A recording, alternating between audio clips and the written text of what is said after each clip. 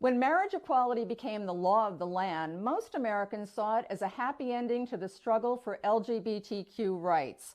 But under the Trump administration, LGBTQ protections have been stripped away in plain sight.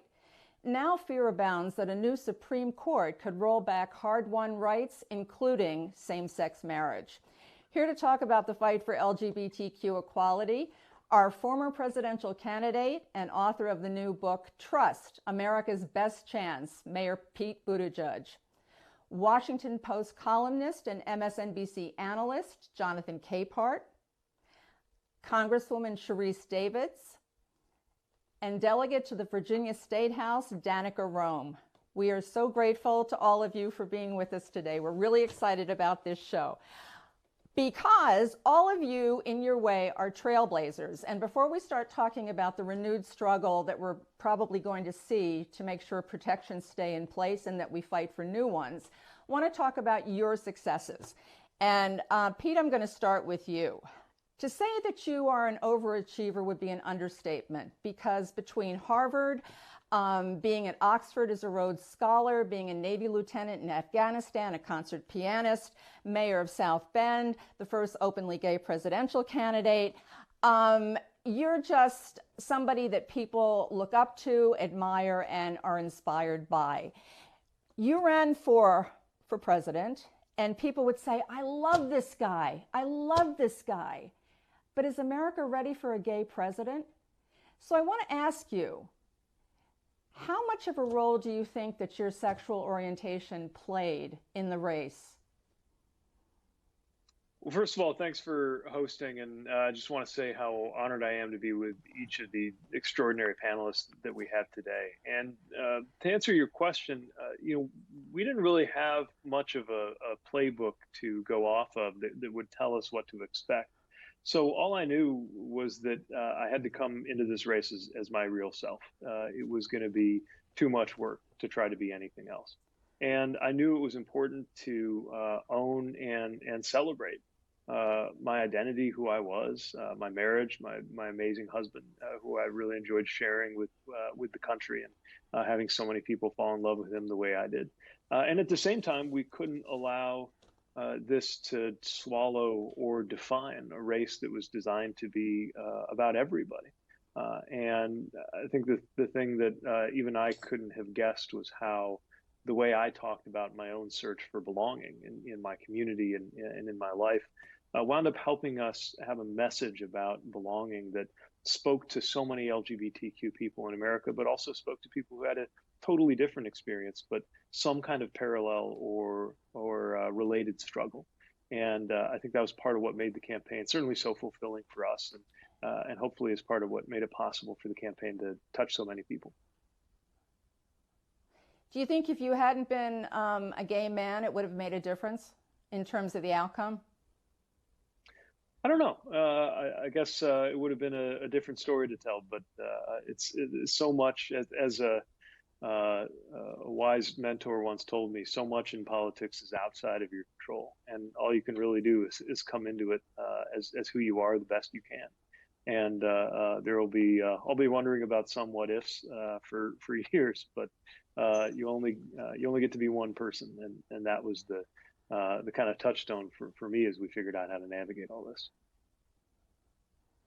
Jason, also, your husband just released a book, and in it he talks about the sort of skitsy nature of the campaign in terms of you getting death threats, presumably from people who don't necessarily approve of who you are.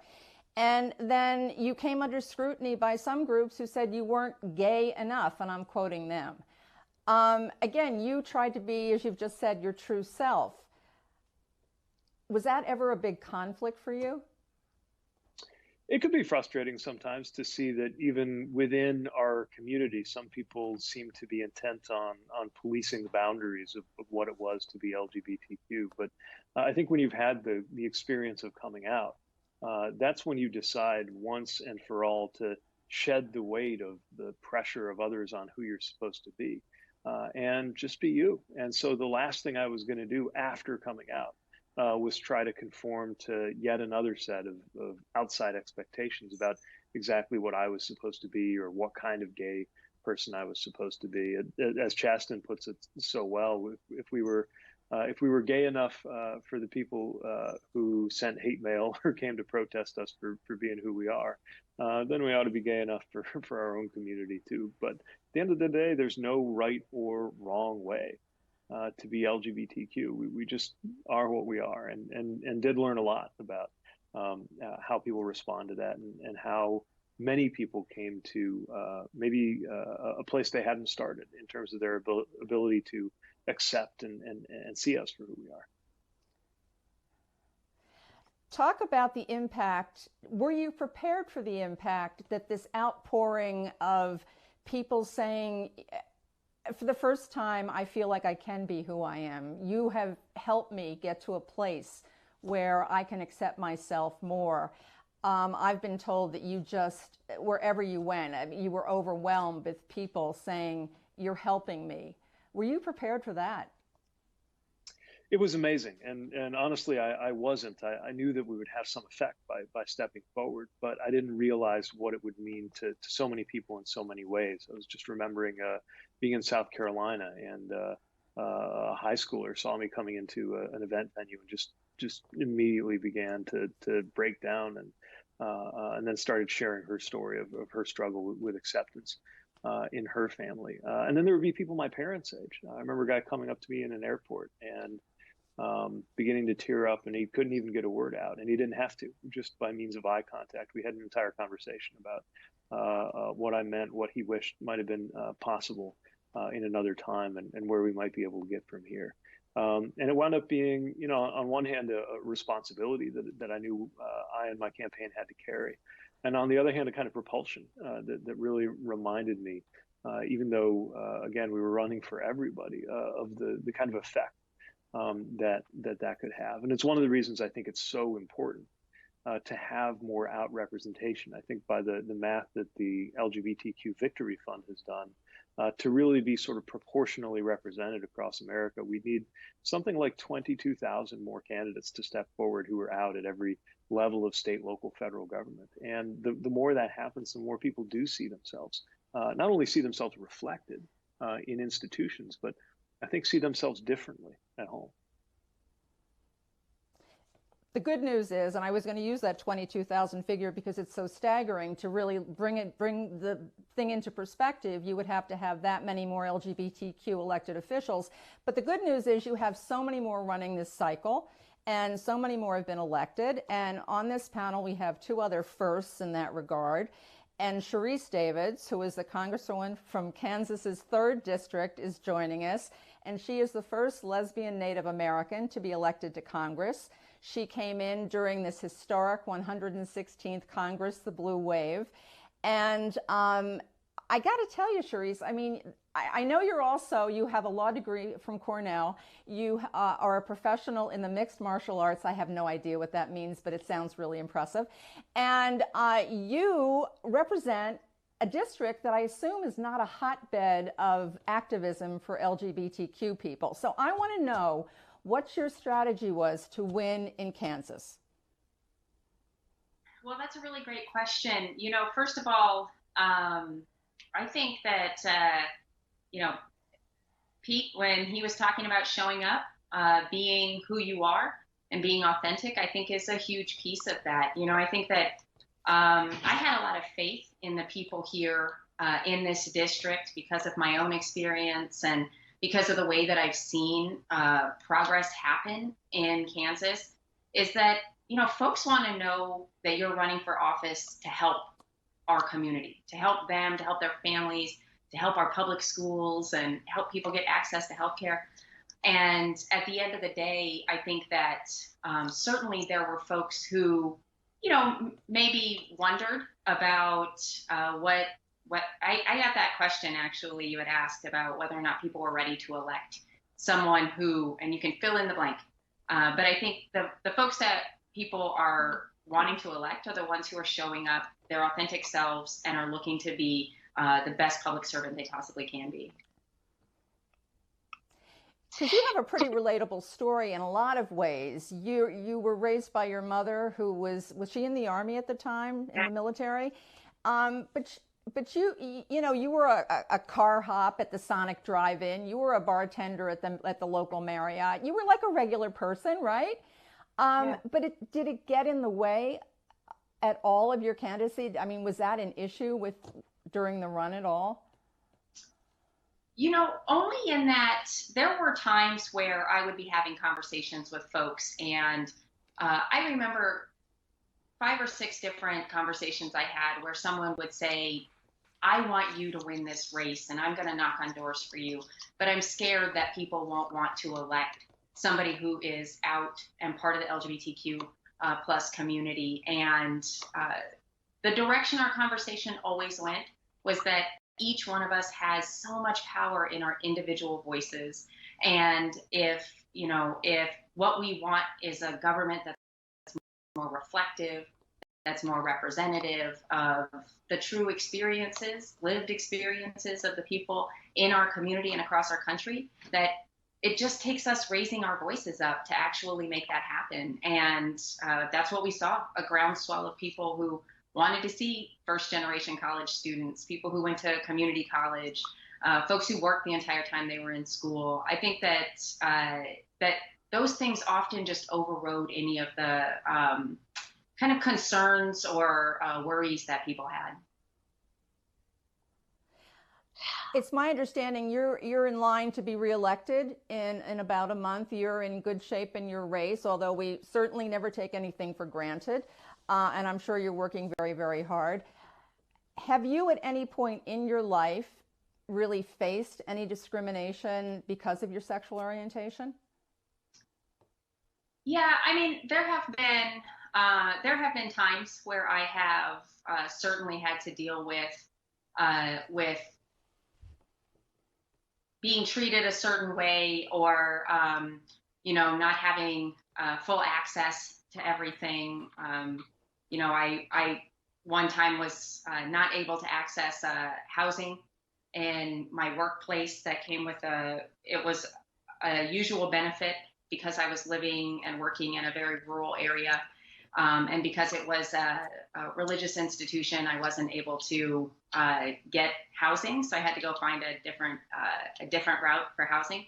And I think that those are the kinds of things that folks often don't realize are still in place. At the beginning of the segment, you mentioned the fight for LGBTQ plus rights, and that many people thought that when, particularly outside of our community, thought that when gay marriage was found, it's unconstitutional to violate people's rights there, that was it. And, you know, right now I live in a state where I can be the representative for the 3rd district in Kansas to the United States House. And I can also be turned down for an apartment if I go up the street and try to get an apartment. And I think that these are the kinds of things that a lot of folks, sometimes they don't realize that kind of discrimination is still allowed. And educating people, making sure that we're in the room when conversations about this kind of stuff are happening is really, really important. And it's probably one of the most impactful things about getting elected in terms of my feeling like the pride and honor of being part of the most diverse class ever elected to the United States Congress. Danica, you were also a first because you were the first openly transgender person to be elected to a state house in this country.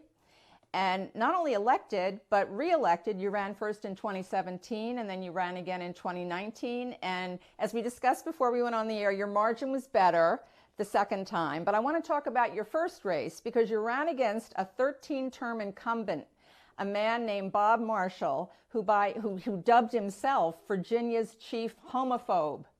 And he said that your gender was against God's laws, against nature. And you beat Bob Marshall.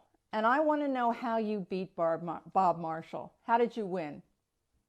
Well, like I said, you know, from right after the election, you know, we knocked more doors, we made more phone calls, we sent out more postcards, we raised a lot more money, both inside the 13th district and from outside. And simply put, we got more votes. And the reason that people, were willing to vote for me is because they believed in the message, and they believed, in the fact that, our volunteer hustle was so sincere in coming from people who genuinely believed in what we're doing. And, one of the things that I was so focused on in that campaign were fixing Route 28, expanding Medicaid to 3,700 uninsured people. And by the way, as of last week, Medicaid expansion enrollment in the 13th district is now, I think it's like 3,643-ish or somewhere around there. So we're almost at full enrollment, or what our projection was, which is great. I ran on raising teacher pay, which we also got done. And, I ran on making Virginia a more inclusive Commonwealth. So no matter what you look like, where you come from, how you worship if you do, or who you love, that you're welcome, celebrated, respected, and protected because of who you are, not despite it. And the fact that our Democratic majorities in the House and Senate this year in Virginia passed the Virginia Values Act, that really reflects that more inclusive Commonwealth. You did a spot on CBS Morning News talking about pride and talking about your decision to run. And when you decide to run and you're being told that your gender identity is against God's laws of nature, I got to believe that has to hurt on some level. Or how do you deal with that barrage of hate and intolerance that comes at you? How do you deal with that? I raised a lot of money off of it.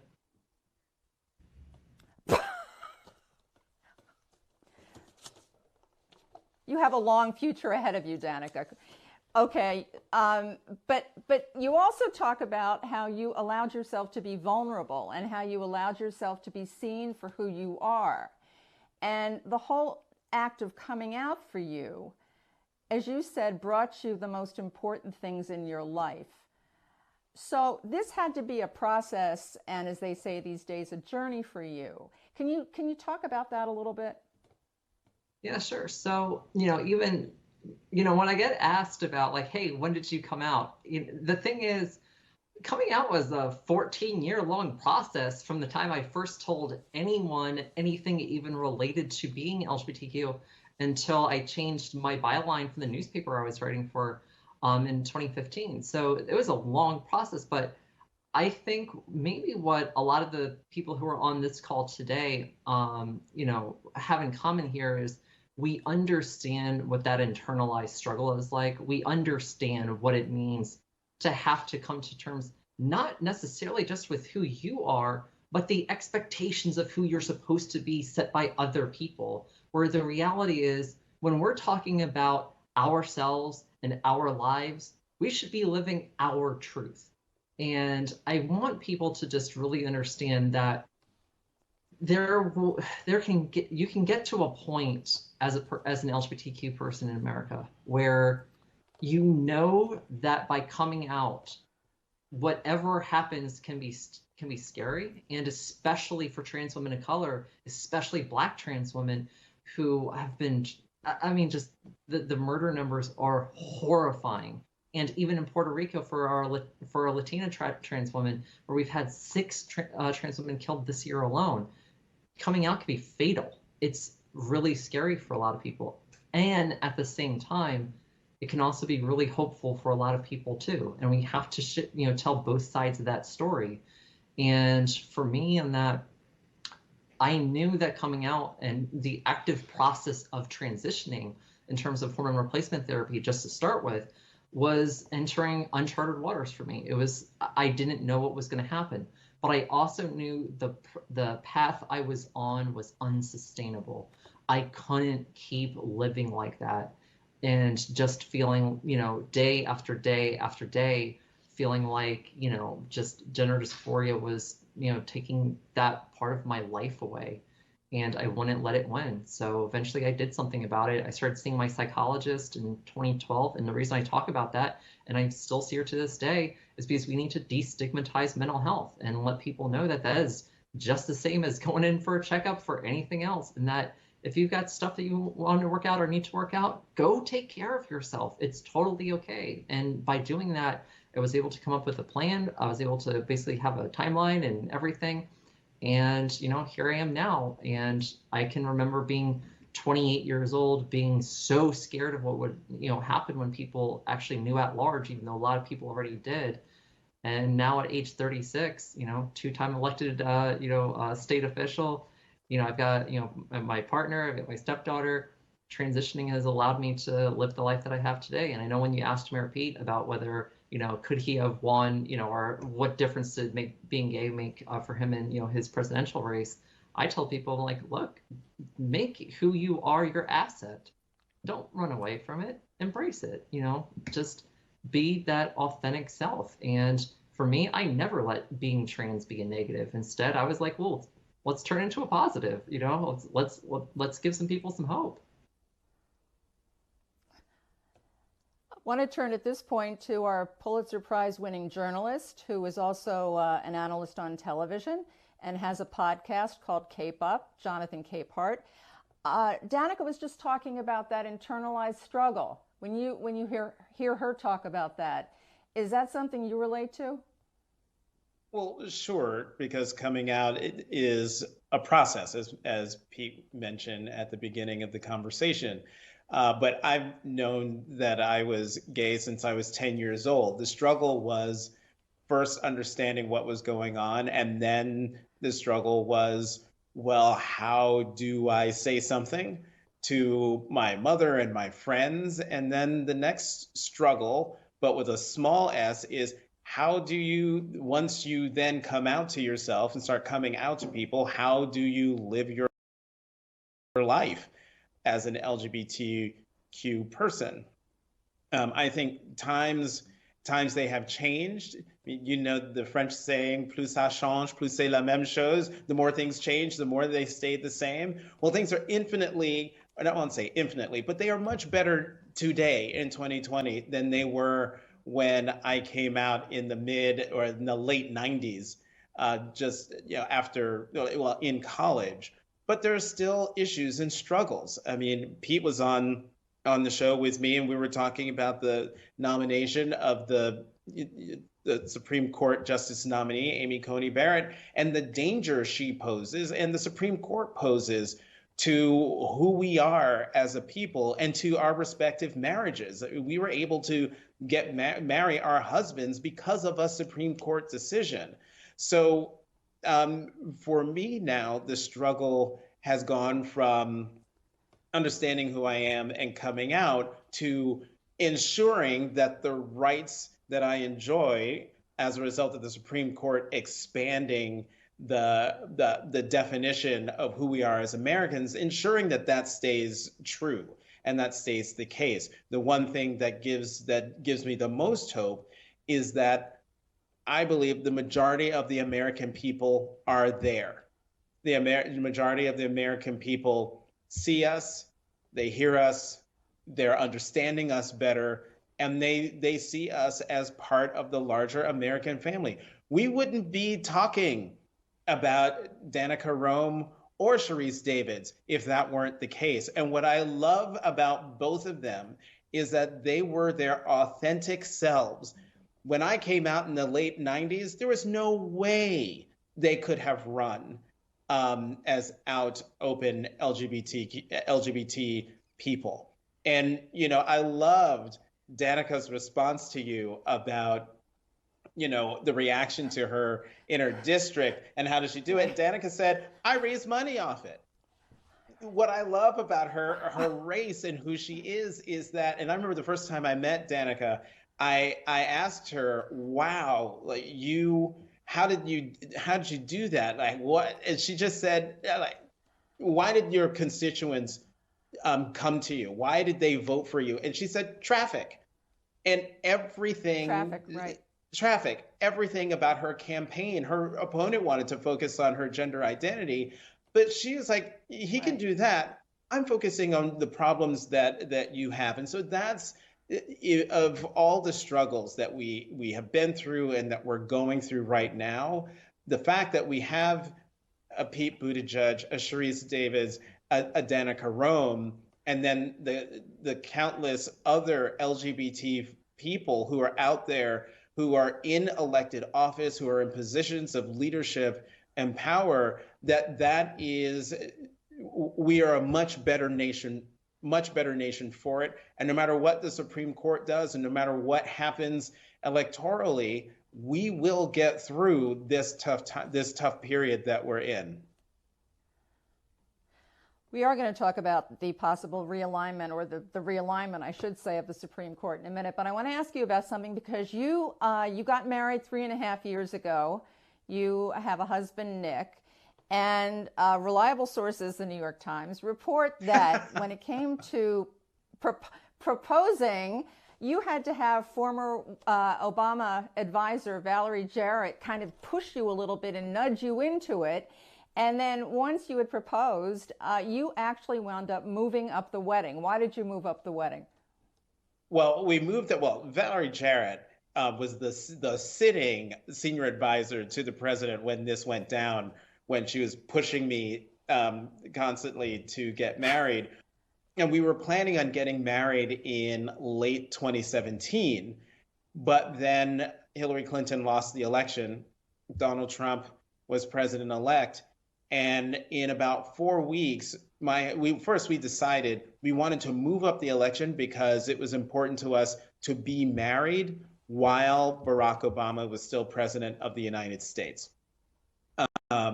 We didn't know what was going to happen in terms of the court or anything, but we just felt symbolically we wanted to be married under the presidency that helped to make our marriage possible.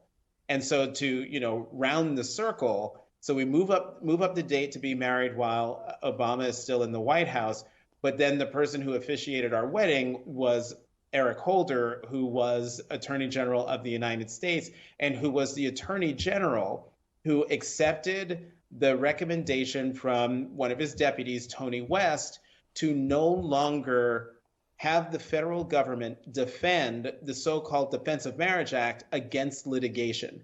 It was that decision and that move that helped speed the ball rolling in favor of marriage equality. So for us, moving up the date and having former Attorney General Eric Holder officiate our wedding, lots of symbolism, but I think there was no other way to do it. We had to move up the date, and having Eric perform the wedding was just icing on the cake. And you made him cry, it's my understanding, or he did cry. I sure did. Should say. You didn't make him cry, right? Okay.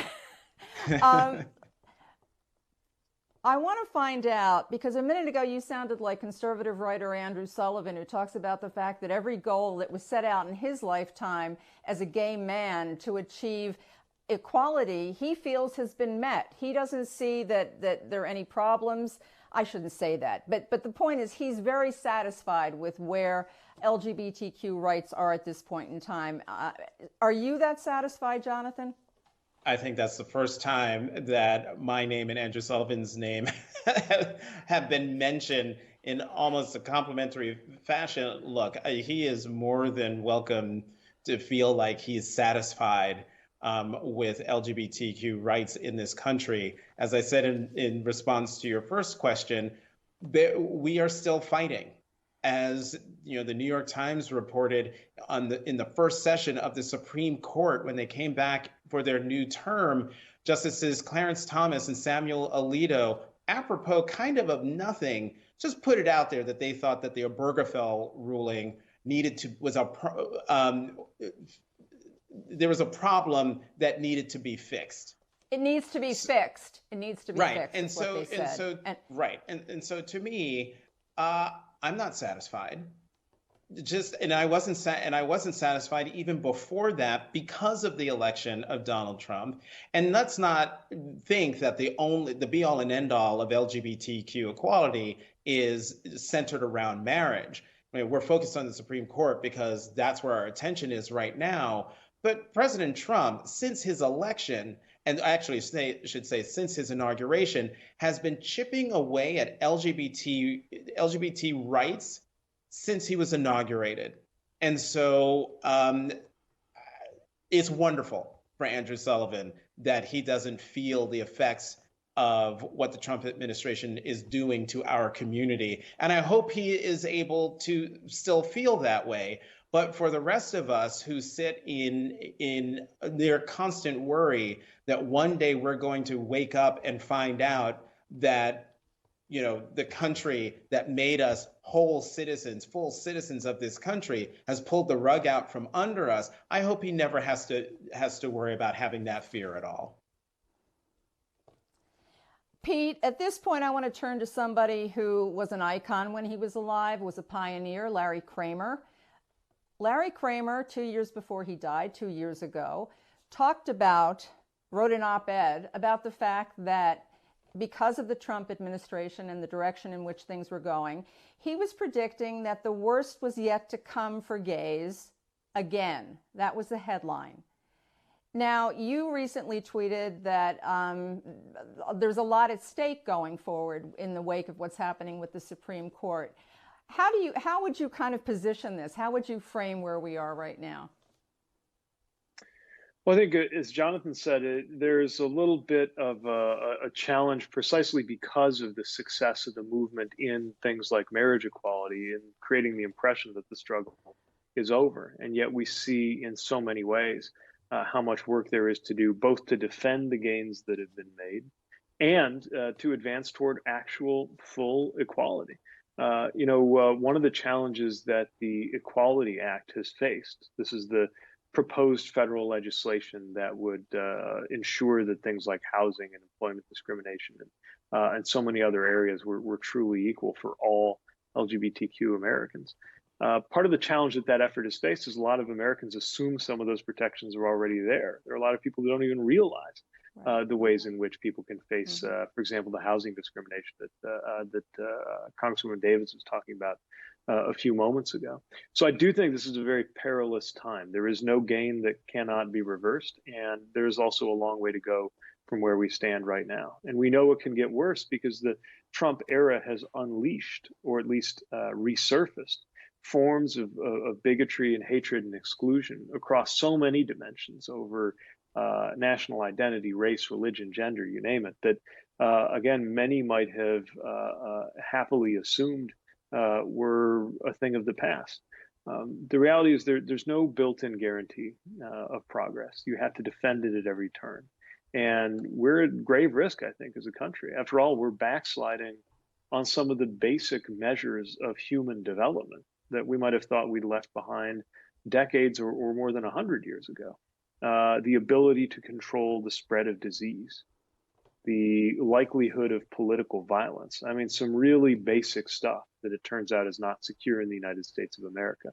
So for a vulnerable community like the LGBTQ plus community, things could absolutely get much worse. But it doesn't mean that that's how it will go. Matter of fact, even the year 2020, which has been a year of anguish and chaos and pain, I'm trying to remind everybody that the story of 2020 has not yet been fully written. And the most important chapter in the story of 2020 might be the one that's about to be written by voters. All I know is it seems like the longest year in my lifetime, certainly. In keeping with our town hall format, many of you have submitted questions when you registered. We have video questions. You can call in. You can ask questions via the chat. I still don't know where the chat is, but I know it's there. And right now, we're going to start with a question that was actually asked by Henry James, who's a student here in Connecticut. But it was also asked by a couple, in South Carolina. Here it is. Hi, this is Missy and Bunny from South Carolina. Our state ranks 40th in the nation for providing equal rights to its LGBTQ community. We're not asking for special rights, just equal rights. What can we do to fix this?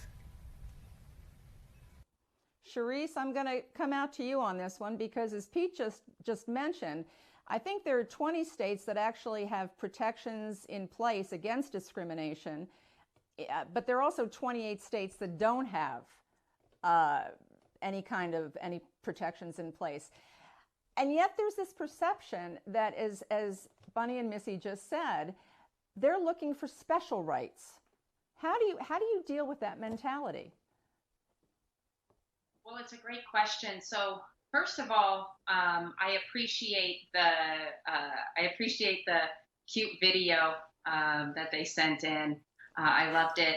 And second, so we have to first keep electing people from diverse backgrounds, people who are part of the LGBTQ plus community, but also folks who are willing to pass legislation and fight for good policy that's going to ensure that we all have the same rights and responsibilities under the law as anybody else. That includes LGBTQ plus folks. We have to make sure that we get the Equality Act passed through the Senate. You know, the House passed it this past year. It was one of the bills that I was most proud to be able to co-sponsor and vote yes on.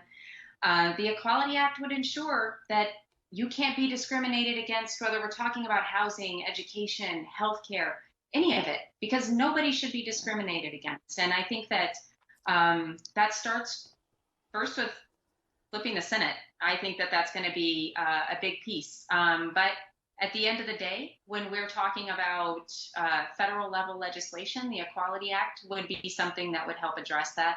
And then at the same time, like you said, there's 28 states. There are elections happening all across the country in state legislatures. And I think that who we elect to our state legislatures or assemblies are just as important as who we send to the federal level. And I think that we've seen a real focus on increasing the diversity and making sure that up and down the ballot, we've got folks who are running for office and that we're supporting those folks so that we can have a more reflective set of decision makers when we're talking about things like making sure that our young people know that they're important. And, you know, LGBTQ youth got to see this year an entire body in the federal government, the United States House, said that it is not okay to discriminate against LGBTQ people, not in any arena, not at any time, not in this country. And I think that's a really important thing, particularly when we talk about the disproportionate impacts of suicide amongst our youth. And I was really happy to hear Danica earlier talking about the ways that we need to address and increase access to and destigmatize mental and emotional health, because those are really important things. Danica, I do want to turn to you at this point because the trans community seems, from what I researched at least, to be in much more dire straits when it comes to discrimination, bullying. As you mentioned, it's a record this year. There have been, I believe, 31 killings. Of that number, 26 are Latinx, and is it Latinx? I think it's Latinx and African American. What are the special issues involved? Are there special issues involved with trying to protect the trans population? Well, the first thing is acknowledging that the trans population is facing the problems that we are actually facing. And for a lot of Black and brown trans women and Latinx, by the way, for a lot of Latinx trans women, your very basic presence in a room can get you killed. And as long as Eastern Avenue, that straddles the line between the District of Columbia and Maryland, continues to be a place where trans women are being killed just outside of, you know, our nation's capital, then that means that we have to understand as a country just how fatal your basic existence can be, because people will single you out, stigmatize you, dehumanize you, and treat you as anything less than an actual human being and an actual person. And that's why it's also incumbent upon LGBTQ elected officials, especially, to be elevating the voices of the very people we should be fighting for in the first place, along with our constituents. We have to also remember that we all represent trans people too. And trans people are also our constituents. It doesn't matter whether you are a mayor in South Bend, whether you're a congresswoman from Kansas, whether you're a state legislator from Virginia, you have to represent your constituents. You have to represent the people. And that includes the most vulnerable people of our populations. And for, you know, when you look at what we were able to accomplish in Virginia just this year, we passed my bill, HB 1429, that prohibits discrimination against trans people in health insurance for anyone who is insured under a Virginia group plan, which is about 22% of health insurance coverage. And we had to do that because we knew the Trump administration was about to gut the ACA's protection for trans people, and we were right. We also passed a bill this year to make sure that trans kids are actually, treated okay and respected in schools. Because in Virginia, we've had horrible instances of discrimination against trans young people, from a young girl named Morgan in Stafford County who was left alone outside of locker room and outside of restrooms at her school gym, left alone in a hallway during a lockdown drill as if to prepare for a gunfire event, because the school officials didn't know how to humanely treat a trans girl because we didn't give good guidance to them. You have a trans boy named James who, over in West Point was, his teacher wouldn't even use his pronoun, wouldn't even refer to him as who he is. And you had people trying to make the teacher into a martyr for it. I just cannot emphasize enough that unless you know what that lived experience is like, unless you have taken the time to put yourself in the shoes of someone who genuinely understands what it's like to struggle just to get through the night, let alone into the next morning, then it might be hard to understand if you, live in a penthouse and you're completely disattached from the struggles of, everyday people here who don't have access to all the greatest, just items and services in the world. So many people are still struggling, which is why, when you look at the data for LGBTQ, for young people who are experiencing homelessness, 40% of them identify as LGBTQ. When you look at suicide attempt statistics, 41% of trans people will attempt suicide in their life, according to data from the Williams Institute. As Delegate Mark Levine, who's out in the House of Delegates, says, that's not the product of a society that loves us too much.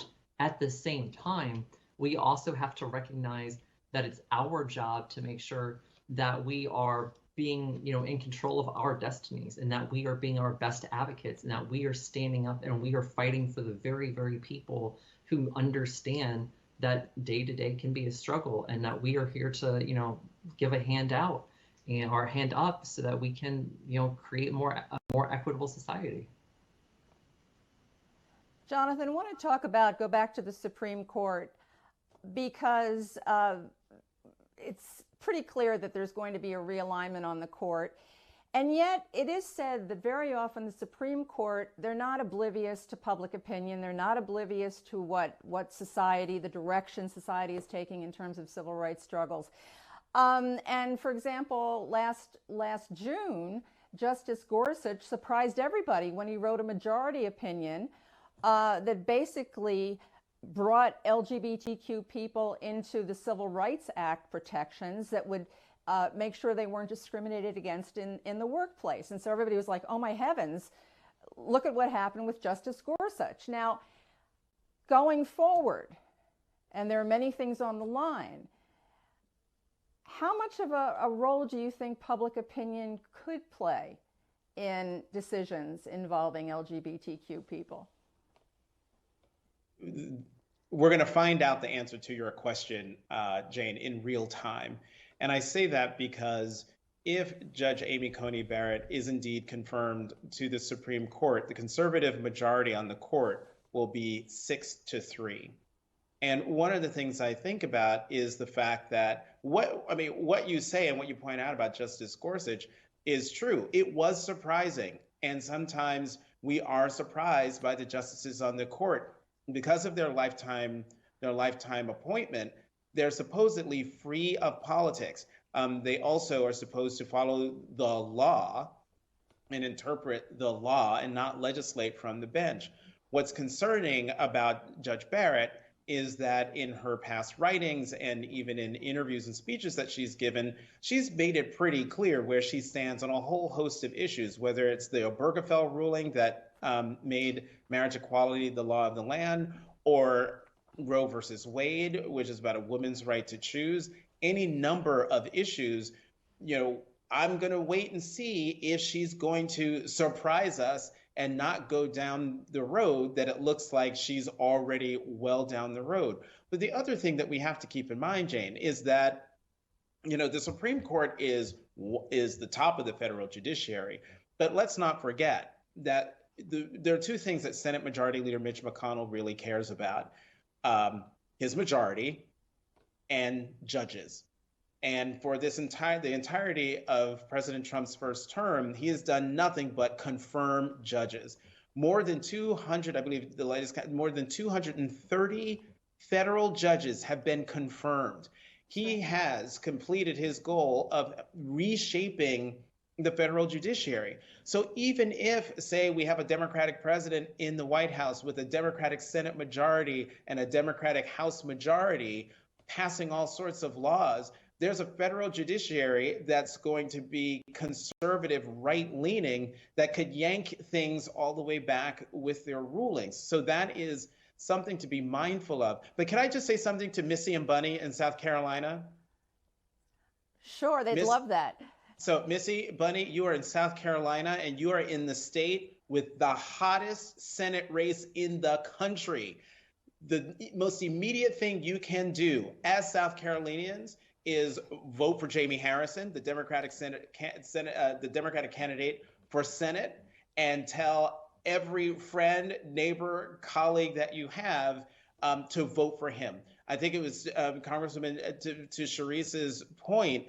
If Democrats retake the Senate, in addition to holding on to the House, that is a Democratic congressional majority that can pass the laws, and with a Democrat in the White House, if Joe Biden and Kamala Harris get elected, you would have a Democratic control of Washington that can pass laws and enact laws that will protect us further. And so you actually have an opportunity to be a part of the wave that actually flips a Senate seat from red to blue. You literally have the power in your hands. I think we're going to go to a caller right now. Is the caller there? We have Cameron. Hello? Cameron, can you hear us? Hi, Cameron, how are you? Hello, I'm good. My question is for Mr. Buttigieg. As someone who is looking to get into politics, how did you navigate the political intersection of being an openly LGBTQ Christian?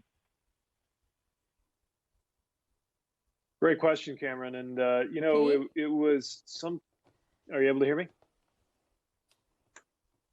It was something that, I didn't realize would be as central an element of the campaign as I thought. There were two things about me and my worldview that I shared. Of course, I shared the fact that I was out, what it meant to me, how I came to the world as an LGBTQ person, what my marriage meant to me. And I talked about my faith, mindful that when you're running for office, it's very important to be there for people of every religion and of no religion equally, but also believing that I ought to put my cards on the table about how I was formed, and also in the spirit that it's really important right now to make it clear to voters of faith that God doesn't belong to a political party.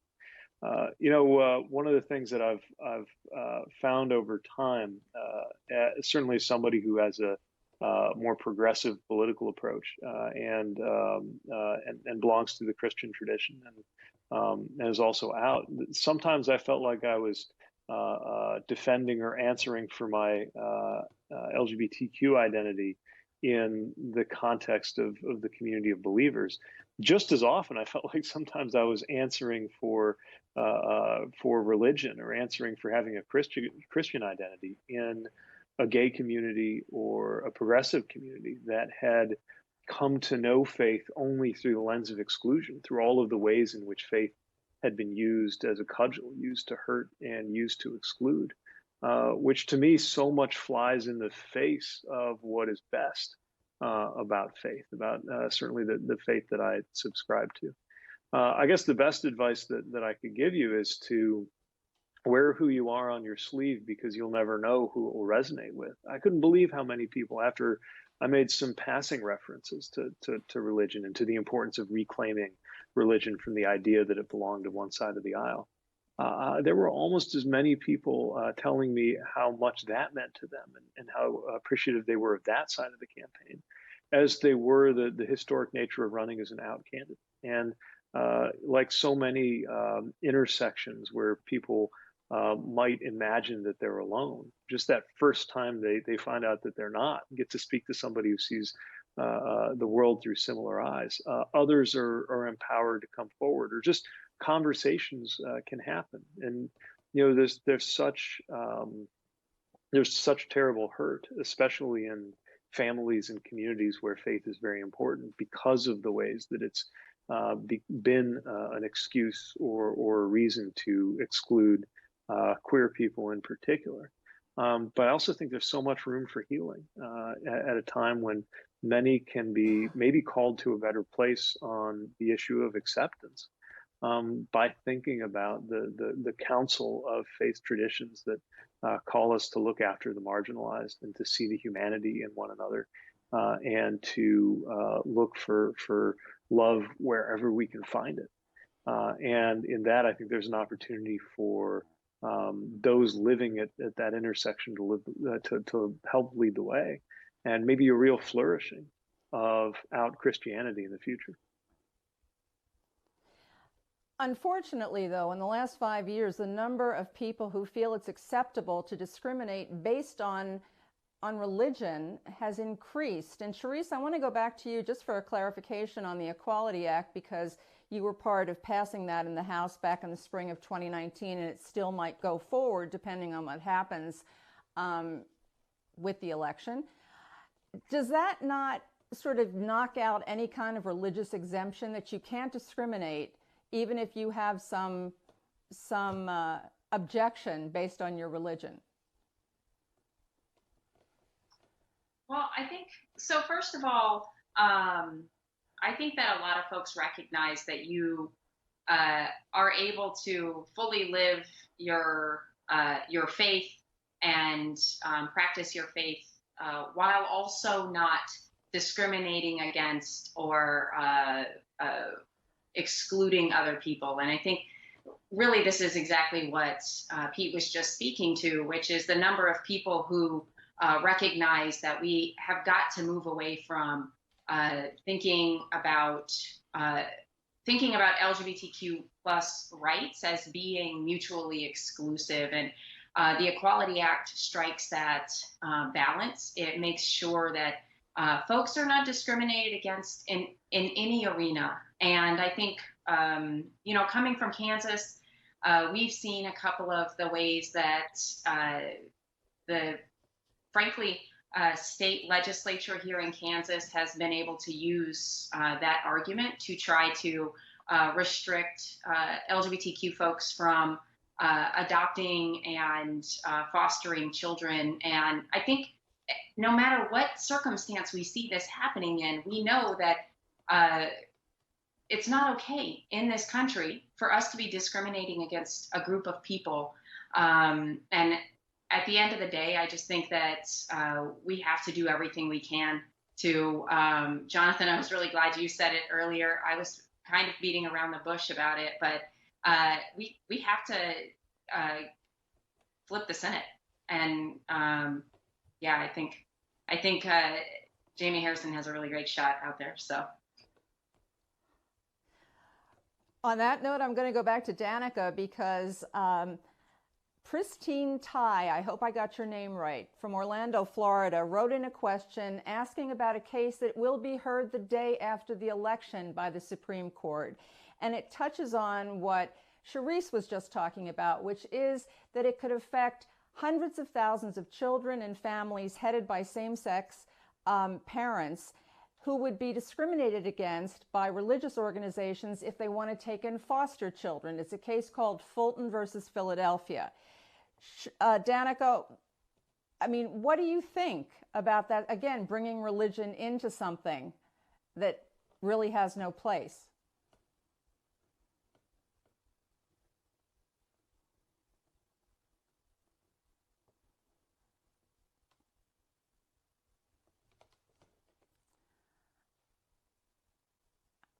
I can't hear her. I'm sorry, the microphone was muted there. So when I spent 13 years in Catholic schools, and from 4th grade all the way until I graduated college. And when I was in high school, we had a quote from St. Francis of Sales that was written on the walls, which is "Be who you are and be that well." And I went to a college where we had the Oblates of St. Francis. We had we had St. Francis of Assisi in that case, whereas we had St. Francis of Sales for high school. And you think about what it means for the Oblates in high school and the Franciscans in college. What we really had at its center on that is respecting people, of treating people with humanity, of wanting the best for other people and trying to find people who are disadvantaged, trying to find people who need help, and actually legit offering help to people. How can you possibly look at a gay couple or look at any LGBTQ couple who are ready and able to raise a child in this world with, you know, love and open arms, and tell them that someone else may or may not be better than them strictly because they're straight?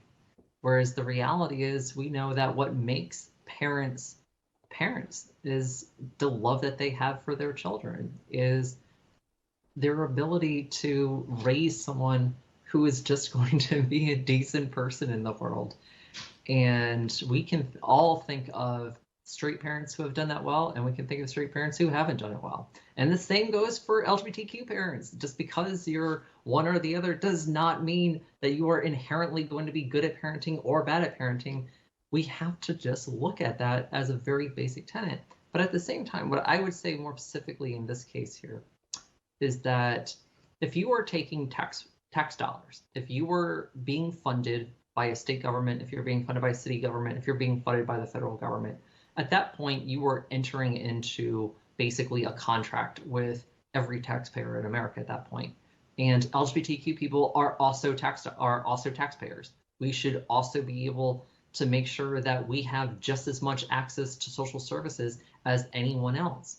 And so this is one of the issues that we have here, where we're talking about discrimination based on who we are. And what I would say is that we confronted some of these arguments in Virginia this year. And the fact of the matter is, in Virginia, you know, our side prevailed. And what I would say to people just in general is, no matter what happens with that Supreme Court case, especially if it goes down the way we think it would, you know, if there is a new, you know, 6-3 majority coming in, basically, is that we have to take care of our business at the local level, at the state level, where we have control. We have to pass the Equality Act. And by the way, we have to codify marriage equality as a matter of federal law, as opposed to just being found in the 14th Amendment of the United States Constitution. And so the bottom line that I would say here is, when Mayor Pete earlier was talking about the number of elected officials we still need to reach, you know, parity throughout the country, what we really need to recognize is the importance of LGBTQ people stepping up and being vulnerable enough to be visible by putting their name on a ballot in the first place, at all levels of government, because that's really the only way that you're going to have that sort of change that we need. And I'm always reminded of a quote from one of my heroes, Senator Tammy Duckworth, who I know Congresswoman Davids, you know, has worked, very well with. And Senator, I'm sorry. So what Senator Baldwin said, Senator Tammy Baldwin from Wisconsin, one of the things that she said was, by being out as a lesbian when she was running for office, people saw an authenticity in her, and they saw that, they were like, well, if you're willing to tell this about yourself to us, if you're willing to share this part of your life with us, why shouldn't I trust you with everything else, when we know how sensitive that is in the first place? And that's one of the reasons why I think LGBTQ people in general make for really good candidates more often than not, is because of our honesty and our ability to, be empathetic with people and to sympathize and to really work for an understanding that we are each other's keeper. I'm going to say it again. I hope you have a very long career in politics, Danica. Pete, I'm going to give you a video question, but before we go to that, I want to ask you, Donald Trump at one point commented on your marriage. He said he thought it was great that you were married, and he referred to marriage equality as settled law. How concerned are you about any kind of overturn happening with the new court? I'm very concerned. I mean, obviously, the word of a guy like Donald Trump is not exactly something you want to hang anything on when it's important to you. And nothing is more important to me than my marriage. So I'm not going to have it depend on the consistency, good faith, and truthfulness of a guy like Donald Trump. As the saying goes, look at what people do, not what they say. And in his case, the fact that he seems to have nominated, by the way, not just to the Supreme Court, but often to the federal bench, people who are pretty hostile to these rights is a matter of major concern. I'm not a legal scholar. I'm not even a lawyer, so I don't know the ins and outs of how procedurally vulnerable something like marriage equality is. What I know is that, as Jonathan mentioned, we've had two justices in not very subtle terms, write something that seems to put it back on the table. And many of the protections that we count on could be subject to a death by 1,000 cuts if it becomes permissible to engage in discrimination for anybody who remembers to use religion as an excuse when they do so, which seems to be the approach they're taking. I was serving as mayor in Indiana when Mike Pence unleashed the so-called Religious Freedom Restoration Act in our state, trying to pit two very important freedoms against each other: freedom of religion and the freedom to live a life of your choosing for the LGBTQ community. Things that I don't think have to be in tension as often as some politicians want them to be, but they certainly will be if we continue to see this kind of maximalist strategy. So I think that look, any gain in society and any gain in law is only as secure as people's willingness to stand for it and defend it. Earlier today I was doing an event with some folks in the UK, and I always thought it was striking that the UK is considered a constitutional country, a constitutional monarchy, but their constitution is not written down. This is something that never made sense to me as an American, because I thought the very definition of a constitution is it's where we wrote down the basics. That's what a constitution is. But they regard their constitution as something that's built up over the years through norms and customs and conventions. The reason I mention it is that in this moment right now, with a president and certainly a Senate GOP who have no regard for custom or norms, we're beginning to learn just how much of our system, our political system, even our legal system, depends on things like restraint. It depends on things like people being willing to adhere to certain norms. And a norm like the idea that something as important as a piece of settled case law, the advancement that happened in our country when marriage equality became the law of the land, is one of those things that you can't really count on unless you see that it's being defended. I think it was the novelist Hilary Mantel who said that laws are like spells. When you write spells or laws, you're using words for their maximum power. And like spells, laws only work if people believe in them. I want to make a confession today. I've been tripping over my words a little bit because I'm so nervous about terminology. It's been a while since I have done a show about the LGBTQ community, and I was a little unclear about what was correct, what was accepted. And Pete, I want to go back to you because we have a video question that goes to that very subject right now. Hi, everyone. My name is Jack from Washington, Connecticut. As a gay man, even I find the naming of our communities with all the letters used to describe us, LGBTQIA, downright confusing. To use an analogy, if I want to take the train, I understand the word Amtrak. I don't need to know the name of each car that makes up the train.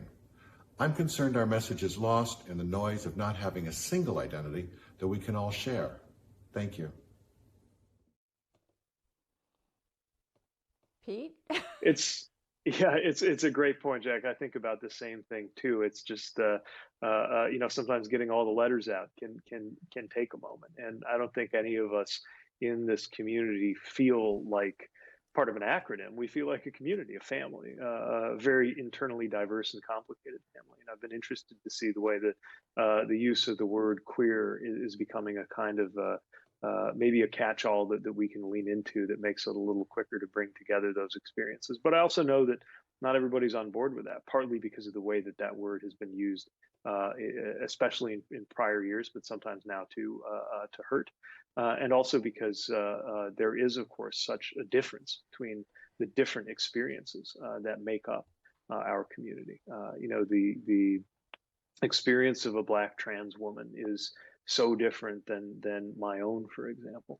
But I also know, because we're part of a community that has certain things in common in terms of the patterns of exclusion that we faced, and even more importantly, in terms of the power of alliance that we now have, that there's something that binds us all together. So I don't have a ready solution for you, but I'm sympathetic to that question. I also think we should get comfortable with a little discomfort as we're exploring ways to talk about and organize our activism and our recognition of one another, because part of what's made acceptance possible for so many is when the community has been able to welcome people who are maybe stumbling a little bit on their way to the right side of history. And the last thing I would want to do is push anybody back into the arms of those who would exclude by scolding them for not getting it quite right, if there's goodwill and a desire to move in the right direction. I wish we could clone you. I'm going to go to Jonathan with the same question, essentially. So is it okay for me to say gay man? Is it okay? Do I have to say LGBTQ man? What's the right form of addressing at this point? Well, I mean, if you're talking to me, you can say gay man. That is fine. I can say gay man? Okay. Yes, because you're speaking to me. But when you're talking to the community broadly, you know what? I understand that it's cumbersome to, go through the alphabet soup of all the letters LGBTQIA. But let me tell you something as a journalist. When I started in this business on the newspaper side, I remember when it was just the gay community. And then it became the gay and lesbian community, then it flipped the lesbian and gay community. And I remember when the community settled on LGBT, and it was there were discussions, at least on my editorial page at the New York Daily News, about whether that was should we even go there? Should we just stick with gay community?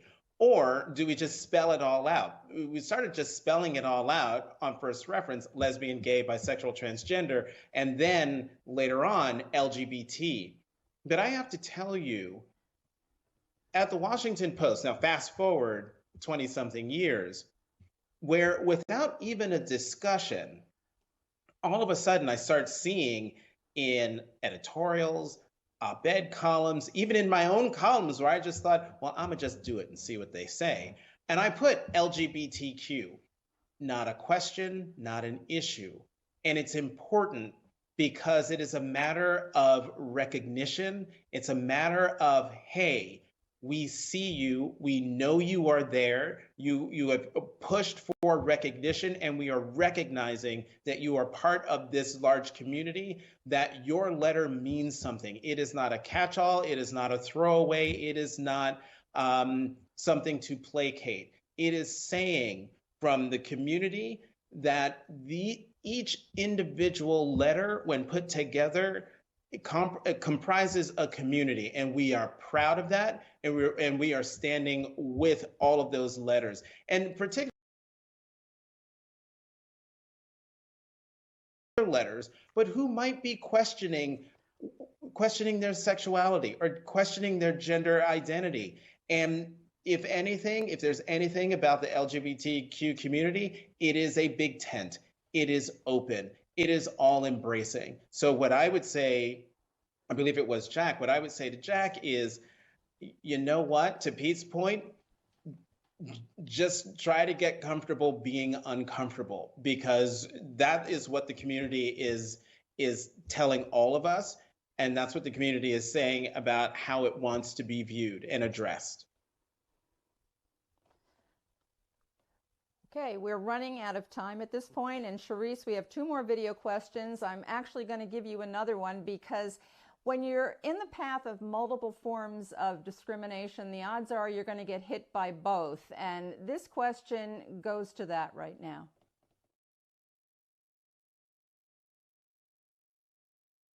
Hi, I'm Claire from Park Slope, Brooklyn. When sex education is being taught in schools, LGBTQ students don't see themselves in the conversation. We don't see ourselves in the curriculum. What can we do about this? Well, we're going to jump ahead because we had another question racked up, but we have Claire who just asked about sex education. So would you tackle that one for us? Yeah, and I definitely want to talk about that. I also just want to kind of reiterate what Jonathan was saying about making sure that we are acknowledging the various pieces of our communities, because there are often times where invisibility in and of itself causes a ton of issues. And,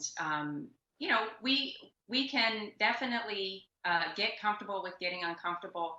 I think it's better for us to actually try to figure out with each other how we want to be identified, how we want to talk about our community, the shared struggles, the differences in our struggles. And so I think that's a really important thing, and I appreciate the comments that Jonathan made about that earlier. You know what? This actually is a great segue, the concept of invisibility, the concept of wanting to be seen and understood. And then as a young person growing up and trying to understand ourselves, I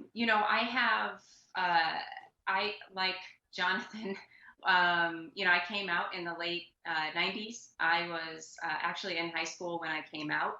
And, at the end of the day, I think that, of course, because of how important our reproductive rights are, access to healthcare, understanding ourselves, understanding our bodies, it's really important that folks feel comfortable when they're in school, when they're learning about our biology, particularly when we're talking about sex ed in school. I think that this is the place where we really have to depend on, in a lot of ways, resourcing our educators, resourcing our school systems to make sure that our kids are comfortable, to make sure that they're really learning the things that they need to learn about our bodies and the way that they work. And I think that our investment in resourcing our schools and making sure that our educators are as trained as possible is a really key piece of that. Want to go back? Can we still see Juan's question? Is that possible at this point about intersectionality and about two forms of discrimination? And do they have that question? Okay. Be patient. Hi, I'm Juan Fonseca from Connecticut, and while I can hide my sexuality, I cannot hide my brown skin. How are you using intersectionality in your roles to help those that are the most marginalized within the LGBTQ plus community, such as Black trans women? Thank you. Danica, would you take that, please? Yeah, absolutely. I'd be happy to take that. And just to go back to one thing to answer Jack's question, Delegate Mark Levine, who I mentioned before, he simply calls our community the rainbow community. It's all encompassing. It hits everyone. And, as I've got my little, rainbow ribbon here to, memorialize, the people from Pulse nightclub, I think that's a really, easy catch-all that works for everyone. So LGBTQIA, rainbow, whatever works for you, happy to have it. So anyway, though, to talk about Juan's question in terms of intersectionality, in terms of helping Black trans women especially. When I talked earlier about we as elected officials using our platform to elevate the voices of people who have been historically disenfranchised, one of the examples that I just used on this is that when the President of the United States came to Jamestown, when we had our 400th, I guess I would frankly call it a memorial for the 400th, year that enslaved people from Africa arrived in Virginia against their will, at Fort Monroe in 1619. My guest that day was a Black trans woman from Richmond. And the reason that, I brought Aurora Higgs with me that day was I wanted when I knew I was going to get a lot of media coverage afterward, I wanted a Black trans woman there from Virginia to be able to rebut the president of the United States on camera, to NPR, to print reporters, to everyone. And I wanted her voice to be elevated because I wanted people to hear what she had to say. When I had, one of my bills this year, or one of my resolutions that we passed, HJ 85, which establishes November 20th this year and every other year as the Transgender Day of Remembrance here in Virginia. I've specifically named the Black trans women who've been killed in Virginia in recent years, because so often we not only don't recognize it when it happens, but so often the murders of Black trans women and trans women of color in general are left unsolved. And I will always remember, for all of my days, when I was the news editor of the Montgomery County Sentinel in Maryland, 6 months after a young woman named Kiana Blakeney was viciously killed in Rockville, her father calling me and crying into the phone, "I miss my baby girl, I miss my baby girl." Violence against Black trans women is not only something that I've heard about, it's something that I had to cover professionally. It's something that has happened to, the greater trans community. And it's something that I bring to the House of Delegates floor when I'm giving speeches about, or when I'm, legislating, or whatever it is I'm doing. I have to remember that we have incredible advocates who can speak for themselves. It's not my job to speak for the lived experience of Black trans women. It's my job to make sure that with the platform that I have, that I'm simply giving them the opportunity to share their stories. And we have in Richmond, there's an amazing trans woman named Zakia McKenzie, who actually runs Nations Foundation. And she invited me in on a late night, one night when we were in session, to come into a Nations meeting where, Black trans women from all around Richmond were able to share their stories with me, which was just, it was, on the one hand, some of the stories are genuinely heartbreaking. And on the other hand, you also realize that as a legislator, you can do something. You can do something to help. And one of the things that came out of that, and came out from some of the other community gatherings that we had, was the bill that we had this year had been carried to previous years by former Delegate Deborah Rodman regarding non-discrimination in trans health care. Well, we actually convened a panel and had Black trans women telling their stories to these insurance people. And, I remember this one guy in a suit, he stops Zakia, she's talking, and he's like, what is a pumping party? He had never even understood the basic healthcare issues that so many Black trans women go through in the first place. And so just being able to shine a light on the lived experience of what it means to be a Black trans woman in America, I think that does just enormous good to educate people who need to know, especially people who are in power, and to make sure that we're actually doing something constructive, so it's not just falling on deaf ears. At this point, Jonathan, I'm going to ask you to kick off the wrap-up, which has to do with two scenarios.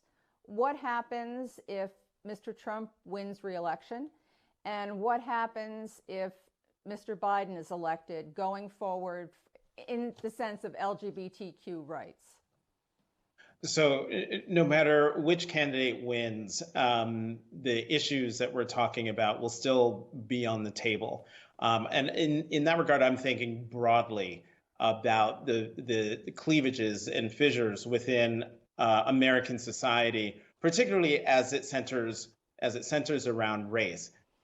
Obviously, if Donald Trump wins re-election, LGBT rights, civil rights, our very democracy will be in danger. And that's not hyperbole. That is just fact. Just looking at what we've been through the last few months, a re-elected Donald Trump would justifiably feel emboldened. And the authoritarianism that we are seeing is just going to explode exponentially, primarily because the check and balance that we used to rely on is not really there. when Richard Nixon resigned from the White House, it was because Republicans went to the White House and said, Mr. President, if you don't resign, you will be impeached and you'll be convicted. We do not have Republicans like that who will go to the White House and tell President Trump to cut it out and to defend the Constitution, which is well within their right. If Joe Biden does succeed in becoming the next president of the United States, again, those fissures and divides in society will still be there. But the thing that we would have in a President Biden is a president of the United States who returns moral authority to the Oval Office, who in tone and demeanor and policies would be about governing the entire nation, looking out for the least of these, protecting people's rights. And, you know, the court cases in front of the Supreme Court, especially if there's a 6-3 conservative majority, will still be there, and we will still have some tough times. But if you have a Democratic House, a Democratic Senate, and a Democratic president in the White House, legislatively, you would have a president of the United States pushing hard to be a backstop to some of the damage that could come out of the courts at the lower level and certainly at the Supreme Court level. But I remain hopeful that the election will go the way in which I would like for it to go, because if that happens, to me, yes, this election is between President Trump and former Vice President Biden. But what this election also is another choice. It's a choice between American democracy and white supremacy. And it is my fervent hope that the national polls that we're seeing and that the battleground state polls that we're seeing where Vice President Biden is leading, that they are true and correct, and that they turn out to be right. Because then that says to me that the America I grew up in, that the America I was taught to love and that I do love, is choosing to side with me and fellow Americans who care about the Constitution, and turning their back on the last 4 years, which have been a total insult to who we are as a people. Charisse, you've been nicknamed the fighter for, I'm sure, a variety of reasons, but in the instance that things don't go the way Jonathan just blocked out, you are still left with the fact that you have many grassroots groups, resistance groups, state houses, other avenues of legislation. What would you say to people who are really that worried that you're going to see a total upheaval when it comes to LGBTQ rights? Well, I think first of all, we have the chance right now to put any worry or fear or concern that we have into action for the next 23 days, I think it is. I didn't know that was my nickname. But here's the deal. We always have the opportunity to fight for what's right. And sometimes it can feel overwhelming. Sometimes it can feel harder than anything we've ever had to deal with before. But we can navigate this. We can do well in November. We can keep pushing for progress. As I'm so proud to be one of the first 2 Native American women ever to serve in Congress. The first person in the federal delegation from Kansas. If people weren't continuing to fight for so long, I wouldn't be here. And I certainly wouldn't be in the United States House of Representatives. I am also optimistic. I'm hopeful. But I also am realistic. It's going to take a ton of work. It always will. And I know I'm here to do that work. And I know the other folks that are on here today with me are also here to do that work. Pete, I'm going to give you the last word. You wrote a coming out letter, I think it was back in 2015, and you talked about the fact you wanted to get married and you wanted to have children. And one day you wanted to have those children be very puzzled about why it would even be newsworthy that your sexual orientation was talked about. How far away are we from that point? The answer to that question is up to us. culturally, socially, politically, we have decisions to make about whether we're going to move this country toward that direction of accepting and celebrating who people are, or allow it to sit still, or worse, fall back in some of the terms that were just eloquently described, as Jonathan was talking about how stark the choice is that's in front of us. Of course, this is bigger than an election. No one election put America where it is today. No one election is going to get us out of it either. But what we know is that elections are perhaps our moment of maximum individual power as citizens.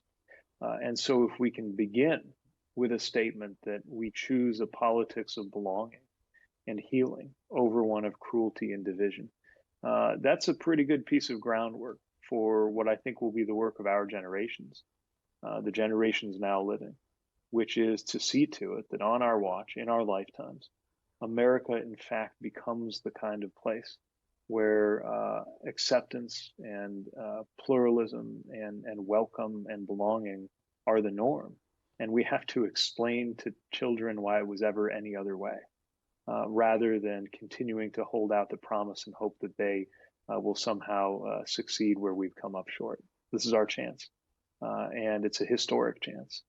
I'm hoping that what I've come to think of as the deciding decade for America, the 2020s, is one that we'll point to as the one that made the difference in the right way.